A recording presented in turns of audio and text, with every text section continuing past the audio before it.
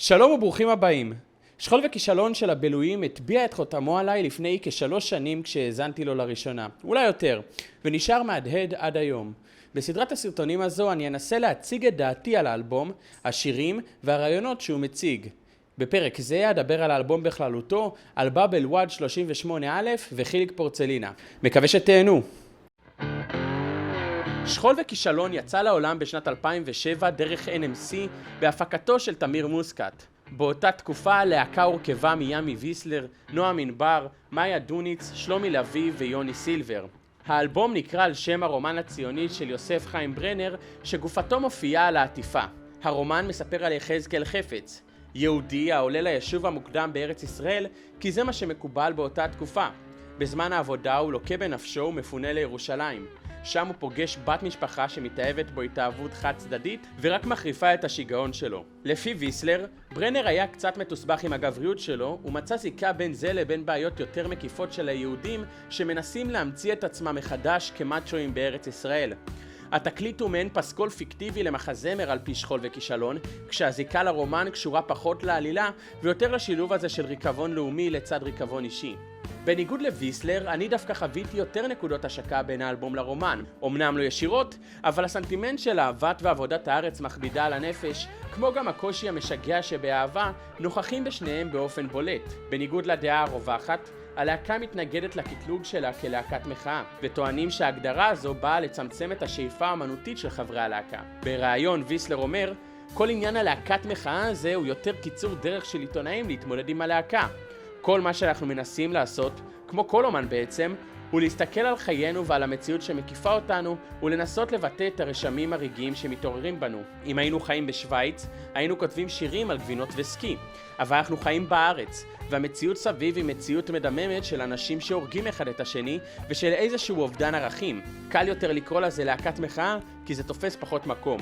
האלבום הוא כביכול אלבום קונספט, שמנסה להציג את החברה הישראלית כמטוס מתרסק, וסוקר בזמן ההתרסקות את כל המפלות של החברה הישראלית בענייני הכיבוש והפוליטיקה הפנימית של המדינה, כמו גם ביחסים שבין גבר לאישה בתחום הרומנטי. האלמנט של התרסקות מוזכר רק בשיר הפותח והסוגר של האלבום, מה שהופך את ההגדרה של אלבום קונספט למעט בעייתית. אבל הנרטיב השזור לאורך האלבום כל כך בולט ומורגש, שזה לא כזה מפריע לי לחטוא בהגדרה.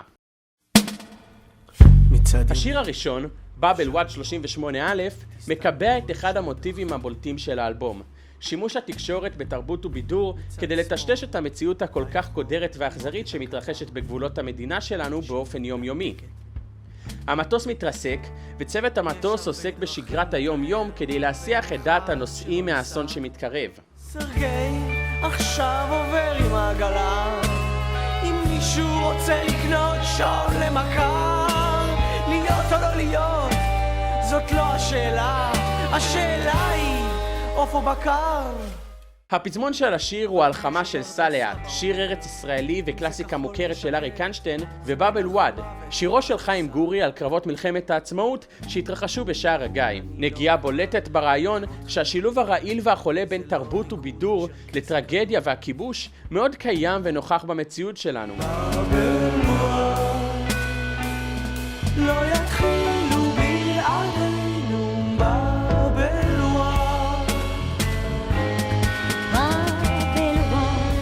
השיר גם מציג דינמיקה רומנטית בעייתית, כשקשר בין זוג נשוי הופך למאבק אלים ואנוכי על מסכת חמצן שלא תועיל בכלום. מצד שמאל אשתך שולפת שוקר, היא רוצה עוד מסכת חמצן. זוהי הקדמה לתמה השנייה ואולי המשנית של האלבום, שהיא כאמור יחסים בין נשים לגברים שבה ניגע בהמשך. מעבר לשיר עצמו, הקליפ שחובר לשיר מציג גם הוא את השילוב בין בידור לאלימות. כשימי ויסלר ונועם ענבר מציגים גרמופון ומנגנים את השיר מתקליט, לבושים בחליפות מכובדות ומייצגים את התרבות הנעלה והגבוהה, כשבמהלך הקליפ הסיר כפות בורח ברקע ואחד מהם הולך ומרביץ לו כדי להחזיר את האשליה של סדר ושקט. זה שיר פתיחה נהדר לאלבום, ואני מתקשה לחשוב על שיר שיציג בצורה יותר טובה וברורה את מה שעומד להגיע בהמשך. אנחנו מקבלים ביסוס לרעיון הקונספטואלי של האלבום, המטוס המתרסק, ואנחנו מקבלים הצגה לתמות המרכזיות שילוו אותנו לאורך האלבום. אני גם מעריך את המעבר החד בין המלנכוליה הרגועה במוזיקה של השיר הראשון לאקסטזה של השיר שבא אחריו, שמתחיל ישר בתזמורת צועלת עם כלי נשיפה, טופים ומצילות שמציגה מצעד צבאי חגיגי.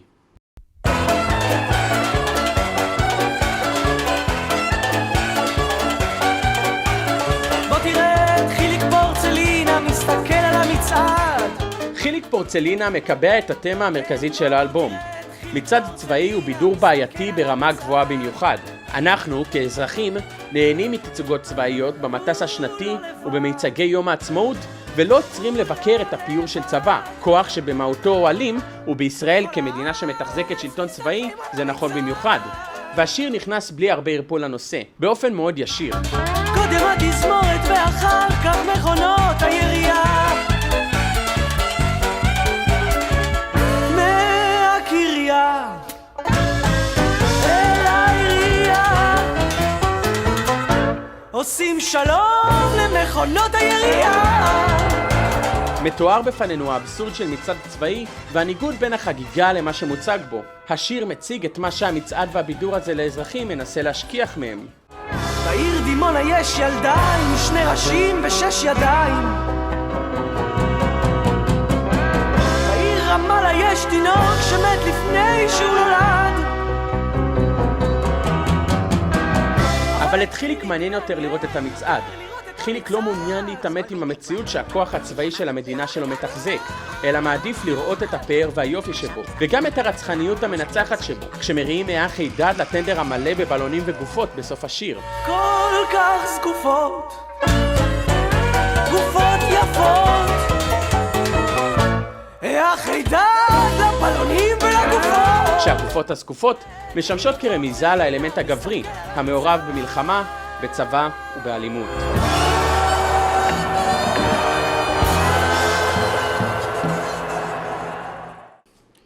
תודה שצפיתם. אני רוצה להודות לימי ויסלר על העזרה, למאיה דוניץ על ראיון טלפוני מלפני 2 שמחקתי בטעות, לארכיוני הספרייה הלאומית על שלל תמונות מריבות, לוויקימדיה קומונס ורופיקסל על הכלים, וכמובן לבילויים על האלבום הנפלא הזה. אני מקווה שנהנתם, ובלי קשר לאם כן או לא, אשמח לשמוע פרשנויות שונות משלי בתגובות. תודה שוב ולהתראות.